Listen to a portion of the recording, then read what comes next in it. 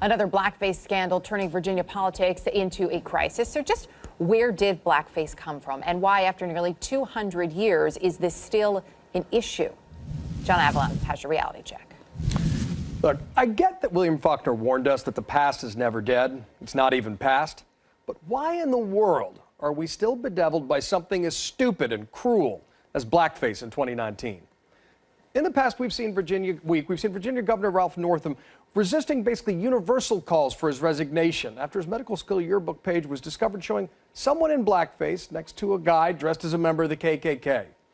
Then, in one of the worst press conferences in modern political history, the governor said he'd won a dance contest as Michael Jackson after applying shoe polish to his face. Not only that, this week, Virginia's Democratic AG Mark Herring copped to wearing blackface at a college party in 1980 while trying to apparently look like Curtis Blow.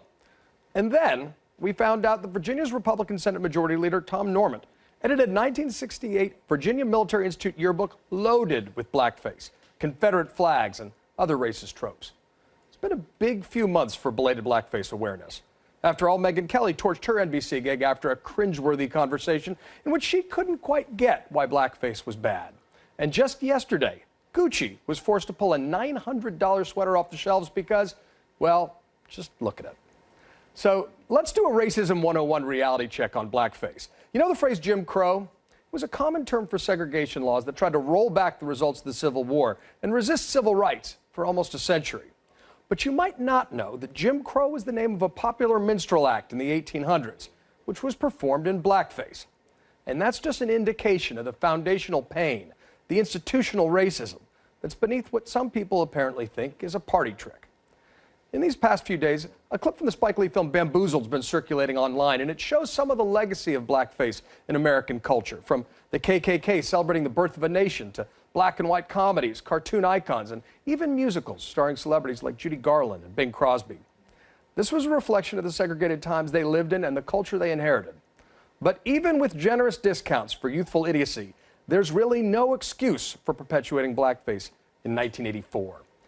What we're seeing now is how much the scars of our history persist, often perpetuating hate under the more comforting labels of heritage or even humor. This is a teachable moment, but it is absurd that this lesson still needs to be taught.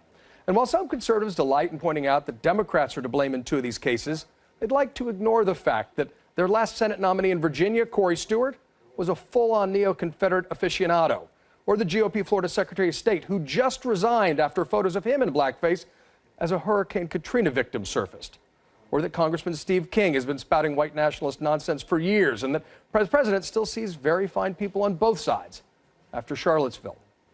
The toxic legacy of slavery and segregation flows downstream from our culture into our politics, but projecting current values on the past can be tricky business, just as demanding zero tolerance for long past mistakes can eliminate the virtues of learning and forgiveness. But we need to agree on this. It is long past time to leave the legacy of slavery, hate, and segregation that is blackface on the ash heap of history. And that's your reality check.